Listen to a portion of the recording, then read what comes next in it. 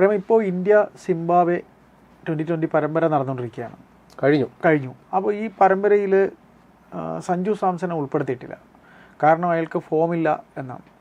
സാധാരണഗതിയിൽ ഇന്ത്യൻ ടീമിൽ ഒരാൾ ഏറ്റവും നന്നായിട്ട് പെർഫോം ചെയ്യണമെങ്കിൽ കുറഞ്ഞത് ഒരു 2-3 പരമ്പരയിലെങ്കിലും കിടക്കും. കാര്യം അയാൾ ലോകകപ്പ് നേടിക്കൊടുത്തൊരു താരമാണ് സഞ്ജു. അയാൾക്കൊപ്പം ഓപ്പണറായിരുന്ന അഭിഷേക് ശർമ്മയുടെ ഫോം നമ്മൾ അപ്പോഴും കണ്ടതാണ്. അപ്പോൾ സഞ്ജു കൂടെയാണ് അയാൾക്ക് പിന്തുണ കൊടുക്കുന്നത്. പക്ഷേ അയാളുടെ ഫോമില്ലായ്മ ഇപ്പോൾ ചർച്ചയില്ല.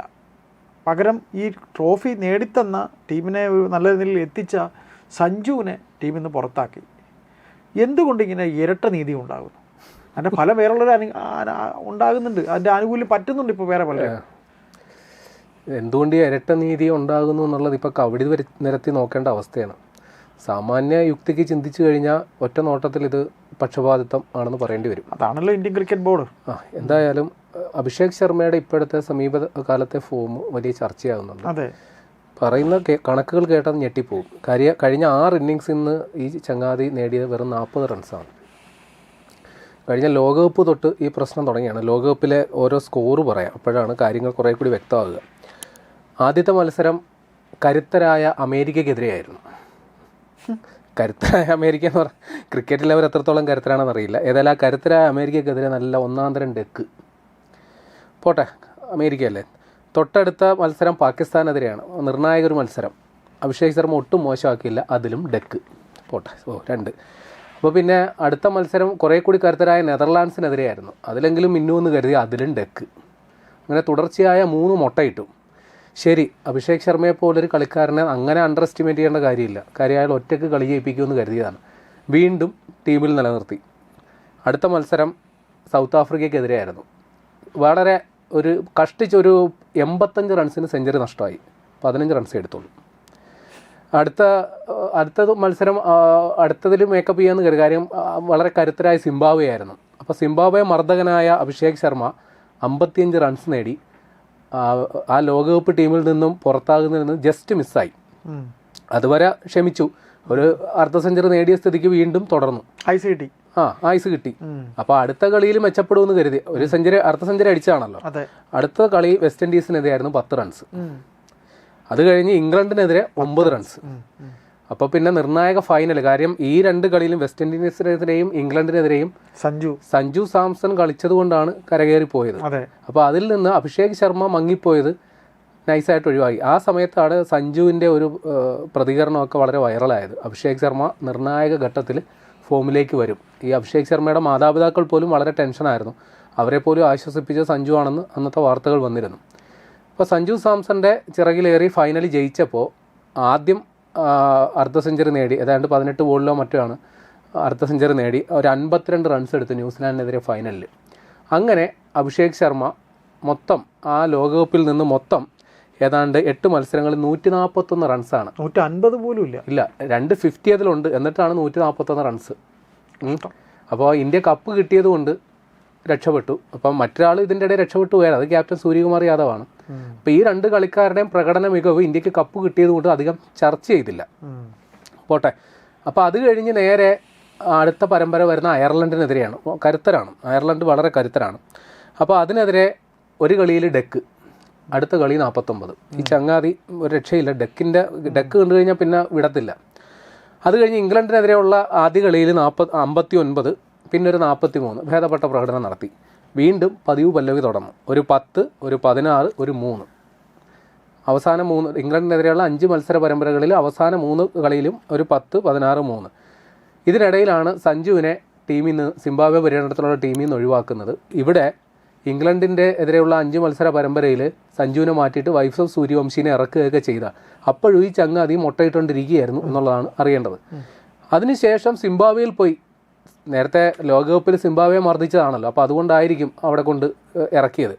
പക്ഷേ അവിടെ ആദ്യത്തെ കളിയിൽ 1, രണ്ടാമത്തെ കളിയിൽ 8, അവസാനത്തെ കളിയിൽ 2. ഇത് രസം എന്താ വെച്ചാൽ ഈ സിംബാബ്വെക്കെതിരെയുള്ള ആദ്യ 2 കളിയും ഇന്ത്യ ജയിച്ചു, പരമ്പര നേടി. ആ ടൂർണമെന്റ് കളിക്കാനായിട്ട് സിമ്രാൻ സിംഗ് എന്നും പറഞ്ഞൊരു വിക്കറ്റ് കീപ്പർ ഓപ്പണറേയും കൂടി സഞ്ജുവിൻ്റെ അവസരം നിഷേധിച്ച് കൊണ്ടുപോയി. എന്നിട്ട് ആ ചങ്ങാതിക്ക് അരങ്ങേറ്റം കൊടുത്തോ? അതുമില്ല. അവിടെയും അഭിഷേക് ശർമ്മേനെ കെട്ടിയിറക്കി. അവന് ആ അവസാനത്തെ കളിയിലും 2. ഇത് രസം എന്താ വെച്ചാൽ ഈ അഭിഷേക് ശർമ്മേനെ ഈ ടീമിൽ നിലനിർത്തുന്നതിന് ന്യായീകരണമായിട്ട് പറഞ്ഞത് ഒറ്റയ്ക്ക് മത്സരം ജയിപ്പിക്കുന്ന ഒരു കളിക്കാരൻ. ശരിയാണ്, അങ്ങനെ ചെയ്തിട്ടുണ്ട്. വലിയ രീതിയിൽ തുടക്കം മുതലേ ആക്രമിച്ച് കളിക്കുന്ന ഒരു കളിക്കാരൻ. പക്ഷേ ഈ ചങ്ങാതി അവസാനത്തെ ഒരു 4-5 കളിയിൽ സ്ട്രൈക്ക് റേറ്റ് വളരെ മോശമാണ്. ഇപ്പോൾ സിംബാബ്വെ പോലെ ഒരു ദുർബല ടീമിനെതിരെ അദ്ദേഹം 1 റൺ നേടിയത് 8 പന്ത് കളിച്ചിട്ടാണ് പുറത്തായത്. പിന്നെ രണ്ടാമത്തെ കളിയിൽ 8 റൺസ് നേടി പുറത്തായത് 8 ബോൾ കളിച്ചിട്ടാണ്. പിന്നെ ലാസ്റ്റ് 2 റൺസ് നേടിയ 4 ബോൾ കളിച്ചിട്ടാണ്. അപ്പോൾ ഇതൊക്കെ പവർ പ്ലേയിലാണെന്ന് കൂടി ഓർക്കണം. ആദ്യത്തെ 6 ഓവർ പവർ പ്ലേയിലാണ്. അഭിഷേക് ശർമ്മയെ പോലൊരു പൊട്ടിത്തെറിക്കുന്ന ഒരു ബാറ്റ്സ്മാൻ്റെ കയ്യിൽ നിന്ന് ഇങ്ങനെയൊന്നും നമ്മൾ പ്രതീക്ഷിക്കുന്നില്ല. അപ്പം നമുക്ക് ഒറ്റ വാക്കിൽ പറയാം, ഇദ്ദേഹം ഫോം ഔട്ടിലാണ്.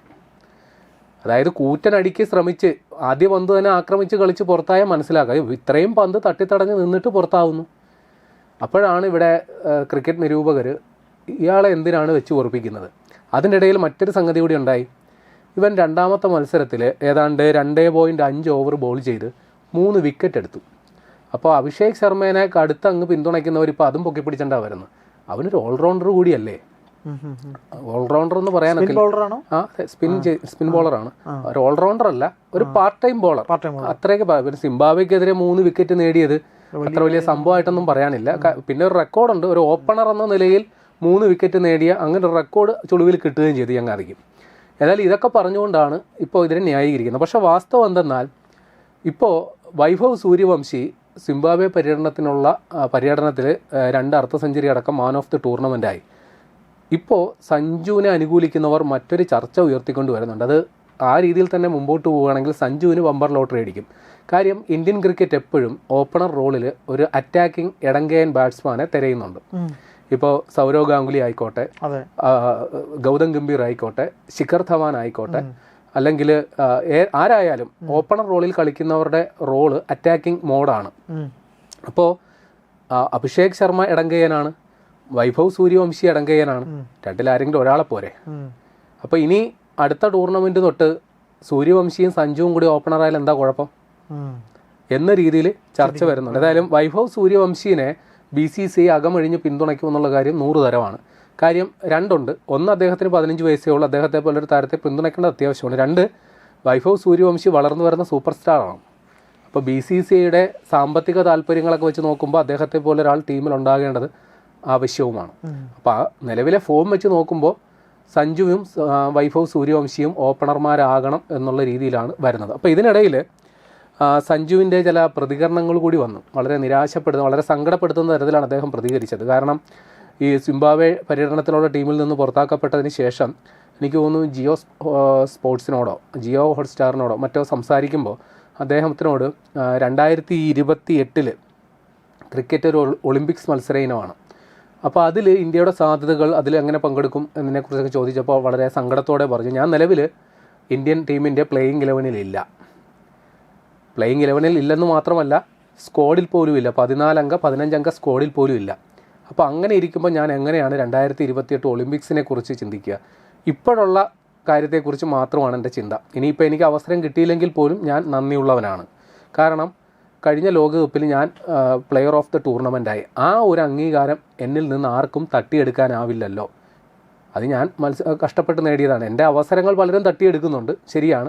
പക്ഷേ ഞാൻ നേടിയതൊന്നും ആർക്കും തട്ടിയെടുക്കാനാവില്ലല്ലോ എന്ന് പറഞ്ഞ് അദ്ദേഹം ഒരു പ്രതികരണം നടത്തിയിട്ടുണ്ട്. അത് വലിയ രീതിയിൽ ഇപ്പോൾ ചർച്ചയാവുന്നുണ്ട്. കാരണം ഇന്ത്യൻ ക്രിക്കറ്റ് ടീമിൽ സഞ്ജു സാംസണായി നിൽക്കുക എന്നുള്ളത് അത്ര കഠിനമാണ് എന്നുള്ളത് സാമാന്യ ബോധമുള്ള പലരും പറയുന്നുണ്ട്. കാരണം ചെറിയ ഒരു പിഴവിന് പോലും അദ്ദേഹത്തിനെയാണ് ആദ്യം എടുത്ത് തൂക്കി പുറത്താക്കുന്നത്. പക്ഷേ ഈ അഭിഷേക് ശർമ്മയെപ്പോലെ നിരന്തരം ഇത്തരം മോശം പ്രകടനം നടത്തുന്നവർക്ക് കിട്ടുന്ന പരിഗണനയും പിന്തുണയും സഞ്ജുവിനെ പോലെ ഒരാൾക്ക് കിട്ടുന്നില്ല. ഈ ടീം സെലക്ടേഴ്സ് ഇതിനു മുമ്പ് അങ്ങനെ കാണിച്ചിട്ടുണ്ട്. അതെ. ഇനിയിപ്പോൾ എന്തുകൊണ്ട് അഭിഷേക് ശർമ്മയെ ഇത്രം പിന്തുണയ്ക്കുന്നു എന്നുള്ള ഒരു ചർച്ച വരുമ്പോൾ അതിനും വരുന്ന സാധ്യത, അഭിഷേക് ശർമ്മയ്ക്ക് പ്രായം 25 വയസ്സ്, സഞ്ജു സാംസണ് പ്രായം 31 വയസ്സ്.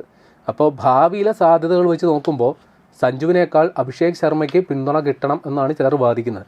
പക്ഷേ ഇതേ ന്യായം 20-ാം വയസ്സിൽ ടീമിൽ വന്ന സഞ്ജുവിൻ്റെ കാര്യത്തിൽ ആർക്കും ഉണ്ടായിരുന്നില്ല. അദ്ദേഹം ആ സമയത്ത് ബെഞ്ചിലിരുന്ന് ബെഞ്ചിന് ഭാരമാകുകയായിരുന്നു. ആ പ്രായത്തിൽ സഞ്ജുവിനോട് ആർക്കും ഇങ്ങനൊരു താല്പര്യം തോന്നിയില്ല. സഞ്ജു ഇപ്പം നല്ല രീതിയിൽ കളിച്ചു വരുന്ന സമയത്ത് ഈ ഓരോ തട്ടാമുട്ടി ന്യായം പറഞ്ഞ് അദ്ദേഹത്തെ എടുത്ത് പുറത്തിരുത്തുകയാണ് ചെയ്യുന്നത്. സൂര്യവംശി കൂടെ വന്ന സ്ഥിതിക്ക് പറയണ്ട. അതെ. ഇനിയിപ്പോൾ അഭിഷേക് ശർമ്മയുടെ മറ്റൊരു സാധ്യതയായിട്ട് പറയുന്നത് അദ്ദേഹം ഒരു പാർട്ട് ടൈം ബോളർ എന്ന രീതിയിലാണ്. ഇന്ത്യയുടെ ഏറ്റവും വലിയ ശാപം ഓൾറൗണ്ടർമാരില്ല, പാർട്ട് ടൈം ബോളർമാരേ ഉള്ളൂ. ഇപ്പോൾ നിലവിൽ കളിക്കുന്നതിൽ ഭേദപ്പെട്ട ഒരു ഓൾറൗണ്ടർ എന്ന് പറയാനായിട്ട് ഹാർദിക് പാണ്ഡ്യ മാത്രമേ ഉള്ളൂ. അദ്ദേഹത്തിന് മുഴുവൻ ഫോർമാറ്റിലും കളിക്കാനും പറ്റുന്നില്ല, ഫിറ്റ്നസിൻ്റെ പ്രശ്നമുള്ളതുകൊണ്ട്. രവീന്ദ്ര ജഡേജയുടെ കാലം കഴിഞ്ഞു. അപ്പോൾ ഹാർദിക് പാണ്ഡ്യ മാത്രമേ ഉള്ളൂ. പിന്നെ അക്ഷർ പട്ടേൽ കളിക്കുന്നുണ്ട്. അക്ഷർ പട്ടേലിനെ ഒരു പൂർണ്ണ ഒരു ബാറ്ററായിട്ട് നമുക്ക് പരിഗണിക്കാൻ പറ്റില്ല, ഒരു ബോളിംഗ് ഓൾറൗണ്ടർ അത്രേ പറയാൻ പറ്റുള്ളൂ. അതേപോലെ ശിവൻ ദുബെ, അദ്ദേഹം ഒരു ഓൾറൗണ്ടർ ലേബലിലാണ് ടീമിൽ നിൽക്കുന്നത്. പക്ഷേ അദ്ദേഹത്തിന്റെ ബോളിങ്ങിനെ നമുക്ക് വിശ്വസിക്കാൻ പറ്റില്ല. അതെ. അപ്പൊ ഈ പാർട്ട് ടൈം ബോളർമാരുടെ എന്ത് കളിയാണ് കളിക്കുന്നത്, പാർട്ട് ടൈം ബോളർമാരുടെ അതിപ്രസരാണ്. ഇപ്പൊ തിലക് വർമ്മ പറയുമ്പോൾ ഒരു പാർട്ട് ടൈം ബോളറാണ്. അതേപോലെ നമ്മുടെ ഈ അഭിഷേക് ശർമ്മ ഒരു പാർട്ട് ടൈം ബോളറാണ്. നിങ്ങളൊരു കാര്യം മനസ്സിലാക്കണം, യുവരാജ് സിംഗ് പാർട്ട് ടൈം ബോളറായിരുന്നു. ഇന്ത്യ കണ്ട ഏറ്റവും മികച്ച ഓൾറൗണ്ടറാണ് സച്ചിൻ. യുവരാജ് സിംഗിനെ പാർട്ട് ടൈം ബോളറായിട്ടാണ് പരിഗണിച്ചിരുന്നത്. വീരേന്ദർ സെവാഗിനെ പാർട്ട് ടൈം ബോളറായിട്ടാണ് പരിഗണിച്ചിരുന്നത്. സച്ചിൻ ഗാംഗുലി. അപ്പൊ ഇവരൊക്കെ നേടിയ, അതായത് അവർ വെറും പാർട്ട് ടൈം ബോളർമാരായിട്ടാണ് ഉപയോഗിച്ചിരുന്നതെങ്കിൽ അവരിപ്പോൾ കളിക്കുന്ന ഓൾറൗണ്ടർമാരെക്കാളും മികച്ചവരായിരുന്നു. അപ്പൊ ആ ഒരു റോളിലാണ് ഈ അഭിഷേക് ശർമ്മയെ പോലെ അല്ലെങ്കിൽ തിലക് വർമ്മയെ പോലുള്ളവരെ നിരന്തരം ഇങ്ങനെ സപ്പോർട്ട് ചെയ്തുകൊണ്ടിരിക്കുന്നത്. മര്യാദക്ക് 1 ഓവർ 2 ഓവർ ഇവരെ കൊണ്ട് എറിയിക്കാൻ പറ്റുന്നില്ല എന്നുള്ളതാണ് വാസ്തവം. മുൻകാലങ്ങളിൽ ഇപ്പോൾ സെവാഗിൻ്റെ കാലത്തോ സച്ചിൻ്റെ കാലത്തോ അല്ലെങ്കിൽ യുവരാജ് സിംഗിൻ്റെ കാലത്തോ നിർണായക വിക്കറ്റുകൾ എടുക്കാൻ പ്രാപ്തരായ പാർട്ട് ടൈം ബോളർമാർ അതെ എന്നാണ് അവരെ പരിഗണിച്ചിരുന്നതെങ്കിൽ ഈ പാർട്ട് ടൈം ബോളർമാർ ഭാഗ്യവും എതിരെ നിൽക്കുന്ന ബാറ്റ്സ്മാൻ്റെ കഴിവുകേടും ഉണ്ടെങ്കിൽ മാത്രം വിക്കറ്റ് കിട്ടുന്ന അവസ്ഥയിലുള്ളതാണ്. അപ്പോൾ എന്തുകൊണ്ട് രീതിയിൽ വരുന്നു? ഇനിയിപ്പോൾ സഞ്ജുവിൻ്റെ സാധ്യതകൾ വളരെ കുറവാണ്. ഇനി ടീമിലേക്ക് തിരിച്ചു വരിക എന്നുള്ളത് ഈ അഭിഷേക് ശർമ്മേനെ ഇനിയും പിന്തുണയ്ക്കാൻ തന്നെയാണ് തീരുമാനമെങ്കിൽ അഭിഷേക് ശർമ്മ, വൈഭവ് സൂര്യവംശി കോമ്പിനേഷൻ ഈ വരുന്ന സെപ്റ്റംബറിൽ കഴിയുമെന്ന് പറയുന്നു. എന്തായാലും അഗാർക്കറിൻ്റെ കാര്യമല്ല, ഇനിയിപ്പോൾ സഞ്ജുവിൻ്റെ കാര്യത്തിൽ ഈ അഭിഷേക് ശർമ്മേനെ തന്നെ സപ്പോർട്ട് ചെയ്യാനാണ് തീരുമാനമെങ്കിൽ സഞ്ജുവിൻ്റെ കാര്യം പരിങ്ങലിലാണ്, അത് ഉറപ്പാണ്. കാരണം ഇന്ത്യൻ ടീമിൻ്റെ അടുത്ത ഷെഡ്യൂള് ശ്രീലങ്കയ്ക്കെതിരെയുള്ള ടെസ്റ്റ് പരമ്പരയാണ്. അതിനുശേഷം വെസ്റ്റ് ഇൻഡീസിനെതിരെ ഒരു 3 ഏകദിനവും 5 20-20 മത്സരങ്ങൾ അടങ്ങുന്ന പരമ്പര നമ്മുടെ നാട്ടിൽ നടക്കുന്നുണ്ട്. ആ ടീമിൽ സഞ്ജുവിന് ഇടം കിട്ടുമോ ഇല്ലയോ, അതാണ് പ്രധാനം. അതിൽ കിട്ടുകയാണെങ്കിൽ കുറേ കൂടി അദ്ദേഹത്തിൻ്റെ കരിയർ എക്സ്റ്റൻഷൻ ഉണ്ട്. കാരണം ഈ വെസ്റ്റ് ഇൻഡീസിനെതിരെയുള്ള പരമ്പരയ്ക്ക് ശേഷമാണ് ജപ്പാനിൽ ഏഷ്യൻ ഗെയിംസിൻ്റെ ഫിക്സർ ഉള്ളത്, മത്സരം ഉള്ളത്. ആ ഏഷ്യൻ ഗെയിംസിൻ്റെ ടീമിൽ സഞ്ജു ഇടം പിടിച്ചിട്ടുണ്ട്. പക്ഷേ ഈ വെസ്റ്റ് ഇൻഡീസിനെതിരെയുള്ള ടീമിൽ സഞ്ജു ഇടം പിടിക്കുമോ ഇല്ലയോ, അങ്ങനെ ഉണ്ടെങ്കിൽ മാത്രമേ ഏഷ്യൻ ഗെയിംസിൻ്റെ സാധ്യതയുള്ളൂ. അപ്പോൾ ചുരുക്കി പറഞ്ഞാൽ വരുന്ന ദിവസങ്ങളിൽ സഞ്ജുവിൻ്റെ കാര്യത്തിലൊക്കെ നിർണായക പ്രഖ്യാപനങ്ങൾ വരുന്ന ദിവസങ്ങളിൽ ഉണ്ടായേക്കും.